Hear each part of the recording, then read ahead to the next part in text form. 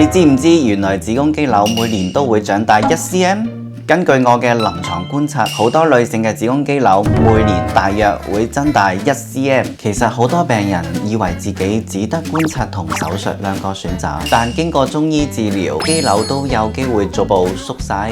臨床上亦有案例通過治療肌瘤甚至完全消失。喺中醫嘅角度，子宮肌瘤屬於精架，即係子宮入面有廢物同淤塞，日子耐咗就形成結塊。所以治療唔係只針對肌瘤，而係要調暢子宮氣血循環，令結塊自然軟化消散。臨床上中藥係主要嘅治療方法，有時都會配合針灸去增強療效。最重要嘅係千祈唔好等到要開刀先處理啊！如果你正為肌瘤煩惱，想知道邊個方法啱你，就留言子宮肌瘤，我會同你分享下一步點做。想知道更多中醫資訊，就快啲 follow 我哋啦！